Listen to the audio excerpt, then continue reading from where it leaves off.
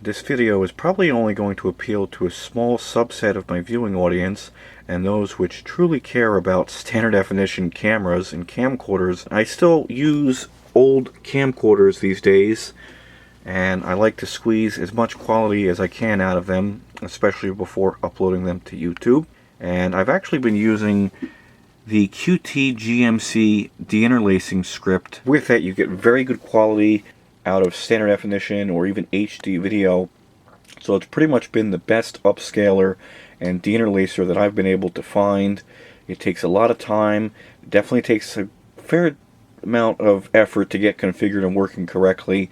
But I recently came across this program. It's called Video Enhance AI by Topaz Labs, and they actually have a bunch of different programs like for denoising photos using AI, enhancing the resolution and sharpening. But of course this is all for images, but right down here they've actually got this program, Video Enhance AI, get the best video quality possible, and then goes on to say that whether you're working with older SD or HD video sources or problem footage with a lack of detail or heavy noise, the program will help you intelligently upscale up to 8K, enhance, sharpen, eliminate noise, and adjust frames per second, all in one app. So it's got time-aware video quality enhancement, upscaling, denoising, deinterlacing, which is what I'm primarily concerned with, is deinterlacing and upscaling. Denoising is nice too, but if you get a little too heavy-handed with denoising, it starts to make everybody in your video look like wax figurines. So you got to take it easy with denoising. And then, of course, frame rate conversion. So pretty much just tells you that it can upscale and increase the frame rate for super smooth video. And this is nothing new. Virtual dub using YATF, I believe, double or blend, what do they call that? Yeah, double frame rate deinterlacing, I think that's what they're calling it, will convert your standard definition 480i video, or again any interlaced video source, over to 60 progressive frames per second. And if you want even better quality, you can use QT-GMC. So this is nothing new, but this program seems to streamline a lot of the process. Sort of a one-trick pony, yet a multi-trick pony, if that even makes sense. Where all it does is this stuff, but it does it very well all in one fell swoop. I've actually got it installed right here on my computer, and I'm hoping that the trial has not yet expired, because I've been toying around with this for a little while. And again, considering that I primarily transfer lots of high 8, video 8, digital 8, VHS, and DV tapes for archival purposes, it will be very nice to have an easy to use program for optimizing the video. So this is Video Enhance AI version 2.6.4 from 2021, and I don't think it tells me how long I have left in the trial, but I'm pretty sure that their website mentioned either 15 days or 30 days. And you can see that for the preferences, you can actually turn on GPU enhanced processing, so I can use my CPU or GPU. Kind of thinking that the CPU would be a better choice, since my GPU is rather old in this computer. And then you can max out the memory usage, reduce machine load, which will probably just manage the priority at which this runs, and then a couple other different things like your output directory, file name prefixes, anonymous data collection, which they don't need that, customization, keyboard shortcuts, model manager. So here we go. Yeah, you have a trial version of Video Enhance AI. All models are full quality so that you can see an accurate preview, but they will save with a watermark until you purchase a license. And these are all different, pretty much presets of different methods of or modes of operation, be it deinterlacing, denoising, getting rid of chromatic aberration, rainbows, ghosting, stuff like that. Jaggies, for lack of a better word. And then there's some presets here. Now for the test footage that I'm going to feed this, it's going to be 720 by 480, 4:3 standard definition video sourced from mini DV tapes. I actually bought a pack of these off eBay, and they're from some, I guess, local TV show or station in 2001. So This is pretty much going to be the average kind of video that people are going to be using and trying to improve the quality of, so I think this will definitely provide an accurate test. And to do this, I actually broke out the Canon GL1. It's very old by today's standards, but still works just fine. In fact, it's so old that its calendar doesn't even go up to 2022 anymore. But I digress, so I hope this thing's still got some battery left in it. So these are just average run-of-the-mill Sony mini DV tapes. They've only been recorded on once. Well, I just realized that this mini DV tape must have some kind of a tour of a rental property or a resort or something like that. And it's got a bunch of still image type videos, meaning that they just left the camcorder recording in a stationary position. So that should actually provide a very good test and source for comparison, because instead of it moving constantly, it's going to be a still image but a video, and then I'll be able to inspect the quality and see what it looks like. So here you see what I was saying before. They're just leaving the camera on a tripod and recording B-roll type shots like a news station would to use in the background. So it's just the camera recording a stationary scene. But that's perfect. Perfect kind of test footage in my opinion. Alright, so here's the folder with the test footage now. So I'll start with this clip and go all the way to the very end and import these, because this is probably what people are going to be doing with their video clips, is importing a bunch of them for conversion all at once. And I can edit one individual video, or I could select all of them. Since they're all the same, I'm just going to click edit all. So you actually go up here, you could change between different interlacing methods and then the suggested one, which in this case it's recommending Dion interlaced robust, which if we go over here and hover over it, it will describe this as being a deinterlacer and upscaler of interlaced video that have previously been edited with the incorrect field order. For videos with interlaced frames such as 480i, note the output frames per second will not be doubled, so I don't want that. I'm actually not going to use that. But there's a bunch of these different presets that you can go through, pretty much the way in which you want to process the video. And this is definitely a nice step up over QTGMC, because you're not left guessing what it's going to do and what the output will look like. This gives you a nice side-by-side, as well as a description down here. So it's got dehalo, it's high quality. This is upscaling or sharpening of high quality input video. Then there's low quality, medium quality, strong dehalo for, I guess, lens flares and things like that. So these presets over here are what I'm primarily concerned with. The Dion or Dion interlaced presets.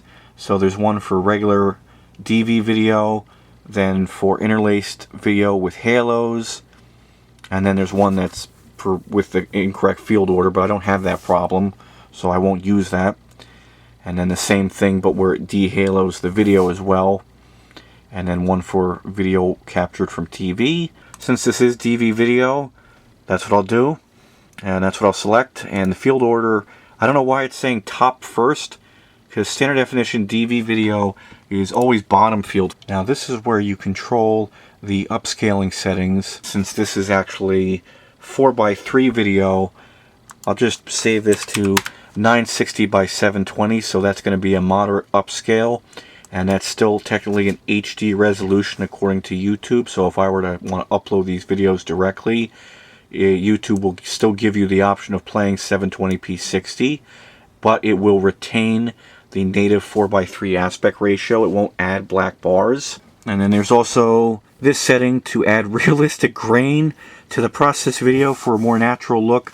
I don't know about you, but I don't like the look of grain or noise on my video, so I'm not going to add that.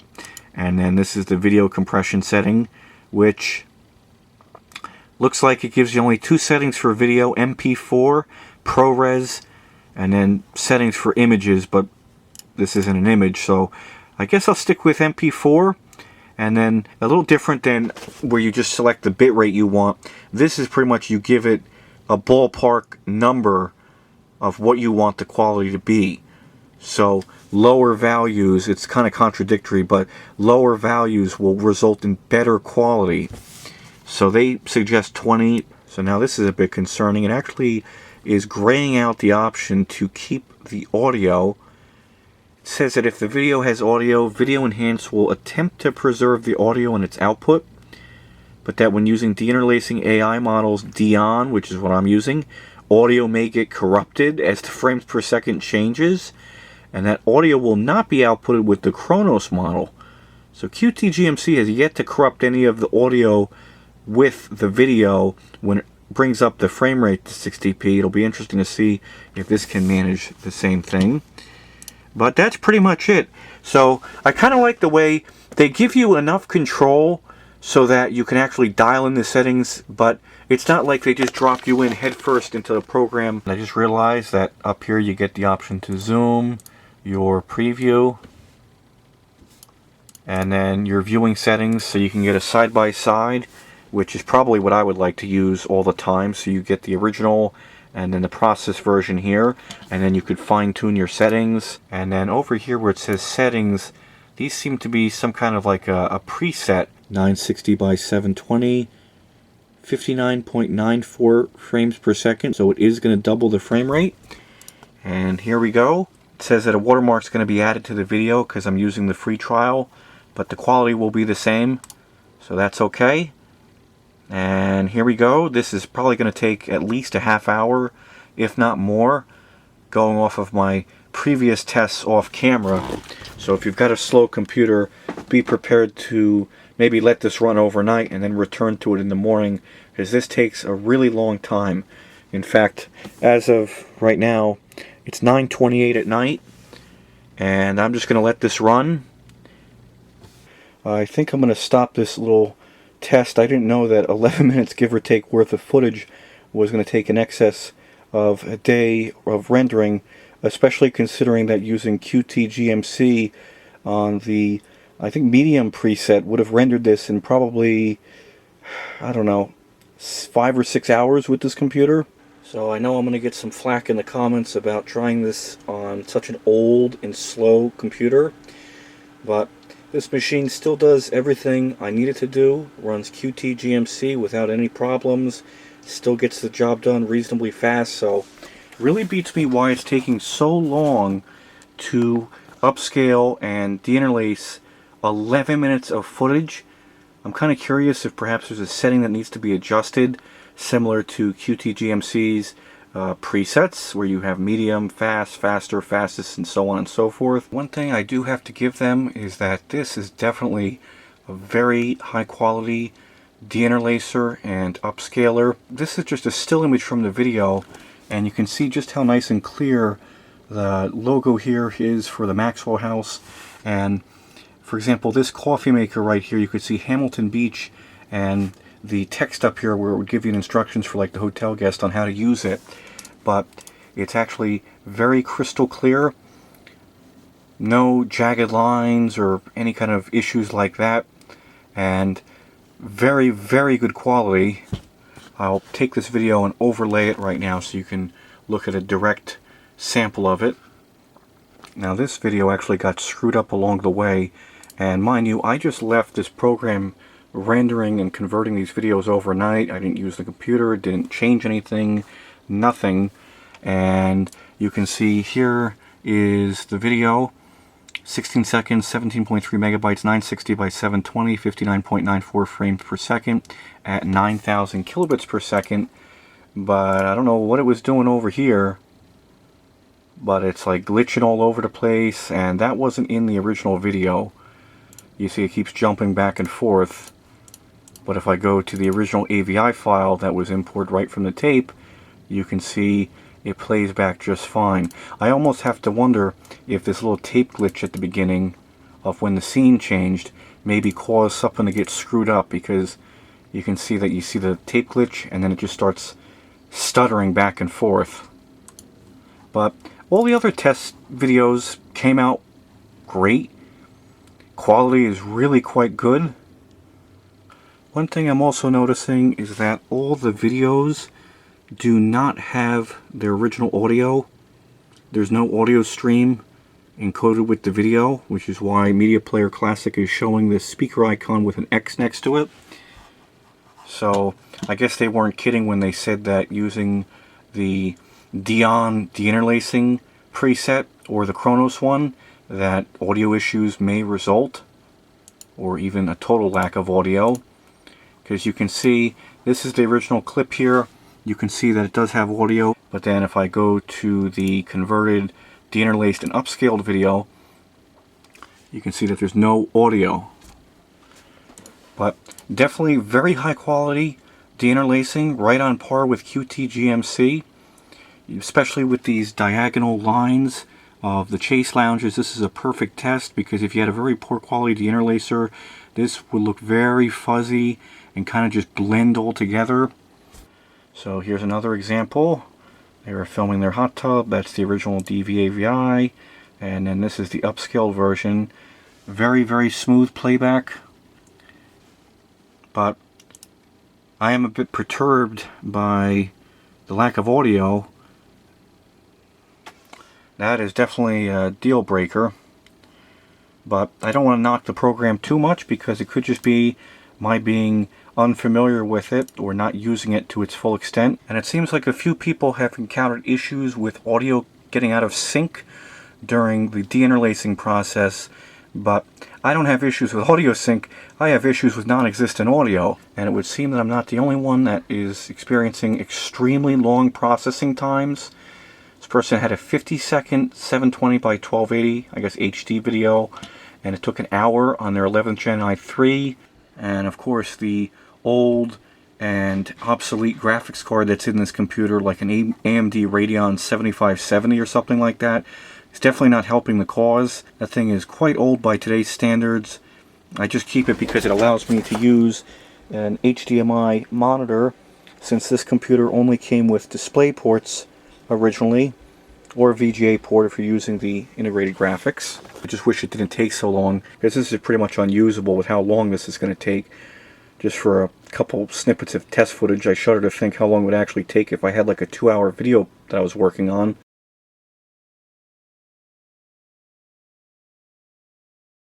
Video, filters, add, load. Okay, I think it did something there. Yeah, there we go. MSU deinterlacer converts interlaced video to progressive, and you can double the frame rate. So definitely use bottom field first, because this is DV-AVI video. That's the standard. It's not top field first. And then I want to double the frame rate. Click OK. And then, since I'm going to try to get the same output resolution as Video Enhance AI, I'll go to, I think I have to go to filters again, and this time do a resize. Resize, yep, 960, 720. Right off the bat, even though this is resized now to 960 by 720, I'm noticing that the quality isn't the same, but we will definitely render this and then play it back. But it doesn't seem as clear, especially over here. Especially over here where the writing is on the coffee maker. So there's my test video that I just exported with Virtual Dub. You can see it did double the frame rate, 59.94 frames a second. Much higher video bitrate than what Video Enhance AI used, but again, I'm sure that has something to do with the constant rate factor number that I chose when exporting the video. Now this is a very informal and unscientific comparison. I just opened 2 windows of Media Player Classic. The left side is the Virtual Dub output, which was deinterlaced using the MSU deinterlacer and exported losslessly using the Lagarith lossless AVI codec. And over here on the right, this was the output file from Enhance AI, and the video is definitely noticeably sharper where the text is on the coffee maker, the bag of coffee, and the writing up here. So you can see that the video that was run through Topaz Video Enhance AI is definitely sharper than the output video using MSU deinterlacer. Now, just to round things out, I'm going to use Virtual Dub's built-in deinterlacing filter. And yeah, see, you can interpolate using the YADF algorithm, the Ella algorithm, or Bob, and do double frame rate bottom field first. This is now the output result of using Virtual Dub and YADF deinterlacing. And again, this video is clearer, sharper, better deinterlaced than YADF. And that's not my subjective opinion, it's clear to see. The writing over here is much smudgier compared to over here. The same thing for the writing on the coffee filter packs. You can see that's much clearer. And again, the writing up here. Now I have to say, I'm not getting paid in any way, shape, or form. This isn't a sponsored video, so this was not meant to be any kind of an expert review going into explicit detail about the capabilities of this program. However, my initial impressions are very positive, especially when I was highly doubtful when I saw a lot of these sample videos that were posted on the website that shows such stark differences in quality in the before and after results. I just wish it was faster on its feet when it came to deinterlacing and upscaling the video.